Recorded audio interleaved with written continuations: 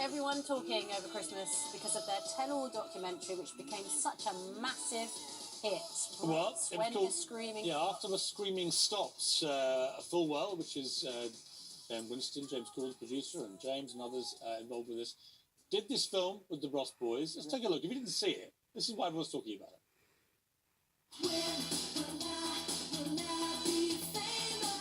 I think the letters H-O-M-E are so important. They personify the word home. I'm a London boy. Big Ben. The Embankment. Cab drivers. I made a conscious decision because of Stevie Wonder to not be superstitious. Can we start a petition? Can I play Conkers in England? I can live with it. Thank you, British Airways, for making me feel so comfortable. They're not quite ready yet.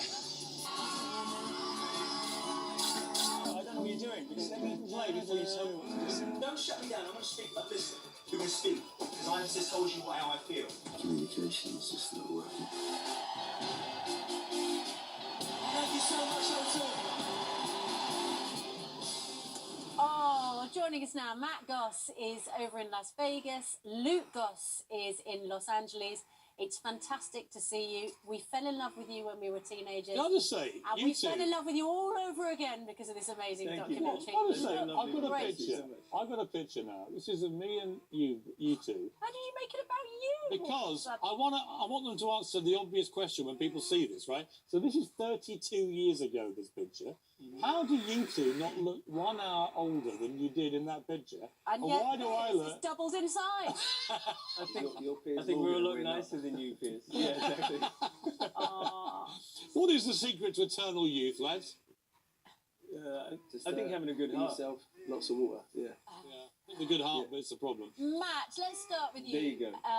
Over there in Las Vegas. This was a hugely significant documentary. It first came out in the cinemas. It completely bombed. Then it comes out over Christmas. Literally everyone has seen it, pretty much. What effect has it had on you? I think that it's strange. It was almost like going through therapy in front of a nation. I mean, that's really what it was. It's like I didn't realise there were so many unresolved issues between me and my brother, and also, obviously, I've done 170 shows last year, and having to come back into an environment where we had to learn each other's language.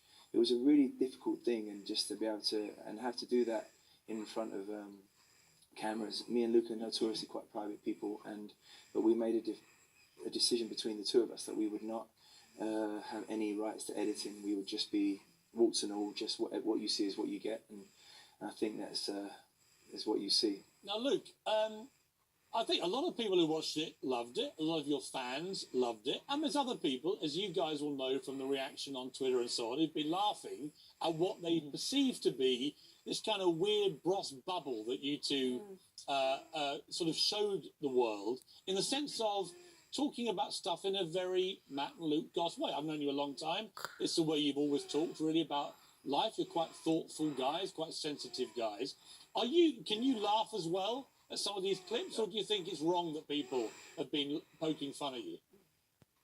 Oh, listen, I think it's a subjective art form to start with. So if you go into it thinking everybody's going to love it, you're setting yourself up for a fall anyway. But absolutely, there are some funny moments in the documentary for sure. And Matt and I would look at each other and think, oh my goodness. But there's a shorthand that's developed between any brother or sister out there, any sibling, and even, couples. We have shorthands. And I think what's being witnessed at times is shorthands. And sometimes it might be summary, you might not be hearing the whole answer, but of course, there's lots of moments that Matt and I would laugh at this documentary because, you become a musician not to put on a shirt and tie every day. It's a kind of a crazy world, and being in that business. I'm on a shirt and tie, Luke. Is that a dig, bro?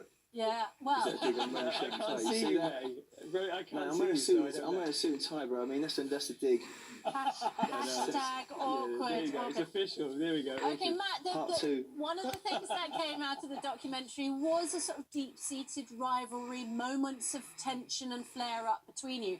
But the documentary has had an effect on your relationship, hasn't it? You spent Christmas together at the end of last year for the first time in years. Yeah, I also want to say that there's been, I mean, it's easy to say about the negative as well. And listen, so there have been the occasional troll on Twitter, and they've been saying what they've been saying. And anyone, not just celebrities, everyone's used to those kind of people. But I will say, a lot of fellas and a lot of people have reacted to the poignant parts as well, and the funny stuff and the kind of ludicrous stuff. It's full of everything. I know that it's highly entertaining. It's hard for us to watch it at times, but I will say Sure. that I've been blown away by the support as well. And my timeline on social media is insane, and I try not to. I mean, Piers Morgan has a masterclass at not avoiding the negative comments. I'm just saying, Piers, it might be a side business you might want to talk about. Block that. Block. But, I mean, Matt, most of the best one-liners that have gone viral, Matt, are yours, including the one about I made a conscious decision because of Stevie Wonder not to be superstitious. Now, when you hear stuff like that back, let's watch it. Actually, let's watch it. I made a conscious decision because of Stevie Wonder to not be superstitious.